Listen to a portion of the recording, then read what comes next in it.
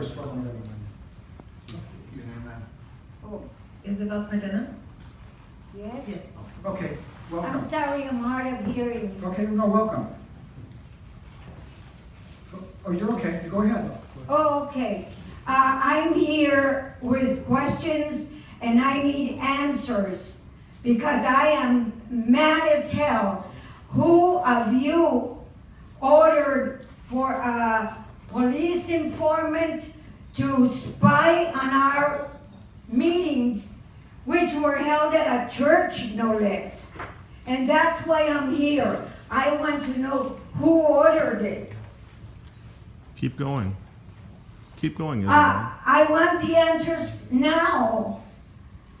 Now, we are an organization that, as millions of people in this country are against what Trump is doing.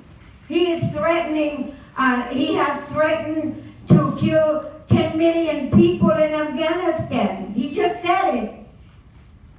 And we are not terrorists. We are a group that our constitutional rights were violated when an informant, a police informant, came into our church and spied on our meetings. And we have 2 people right now on trial, which, by the way, they already had a trial and the judge called it a mistrial. But Mike Fewer is insisting on putting them in jail. So they're facing a second trial. Now, it's bad enough that Trump is doing all of these horrors that are happening around the world. Come on. For it to happen here in Los Angeles. I grew up in Los Angeles and I remember at the age of 9, I've always thought of the police, what you say there to protect and serve. Chief, is there someone that could talk to the lady? On good citizens that are trying to stop the horrors that Thank this you. administration is doing. Ma'am. I need an answer Okay, now. ma'am. Who Okay. ordered the police informant? So, if I might be able to respond to you, and I was going to save my remarks for during my portions of the remarks. Sir, you can that sit, is you can typically sit set down. aside for the chief of police. As chief of police, as was articulated in Friday's LA Times and over the weekend, this investigation and concerns relative to the tactics employed of this investigation involving 2017, the 1-year anniversary of President Trump's election.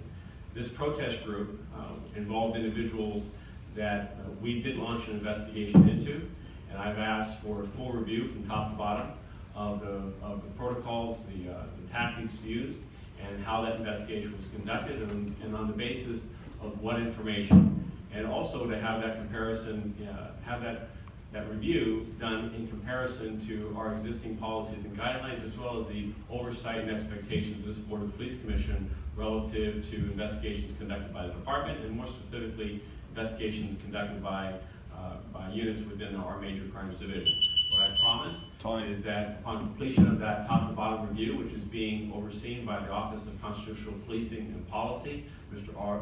Olakan, that we'll have a full public discussion about our findings and any recommendations and any adverse findings as to the conduct that was done. However, I will also state that involved in this incident were allegations of people who identified with a political action group, but also were identified as being involved in criminal acts including arson, vandalism, assault with deadly weapon, and those types of criminal acts, including and following the stoppage of the freeway, a blockage on the freeway which occurred on the 26th of September, created circumstances for this department and for the city as to what safety might be impacted or what safety concerns should we anticipate and identify in advance of the November 4th anniversary. And so investigative efforts were taken. I'm aware of that. They were, as I understand it, reviewed and understood by then Chief Charlie Beck. And I promise a full review of just that entire chronology of events, But I must state and remember and remind us that during that period of time from September, October into early November, as across this country, we saw acts of vandalism, we saw criminal acts, we saw acts of violence beyond civil disobedience.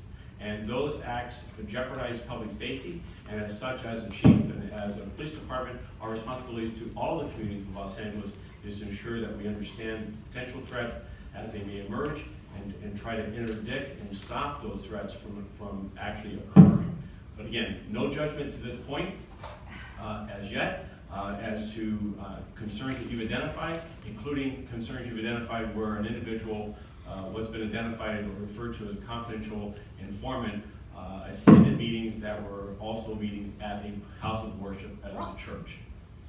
We are not criminals and don't. Okay, we're gonna move on now. No, Thank you. please. Yes, we're gonna move on now. Don't Next speaker, confuse us please. with James. Okay. We are Sir, not criminals. keep that on We me. have Ma'am, never, you can come back never to had anything that was not No, you can peaceful. come back in the police. So when you're saying criminal acts, what we've done has not been criminal. We have been exercising the freedom of expression when we've had our peaceful and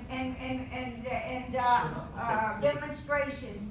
We have never Thank you. had any violence in our so we're not criminals. Okay. I Thank you. demand Thank that you. the people Sir, that are would on you trial help? right now, that Please. the police drop the charges, because we're not criminals. Next speaker, please. Thank you. Keith Jones, followed by Thank you, Wayne. sir. It's Keith James. By the way, that's an outrageous slander against Refuse Fascism.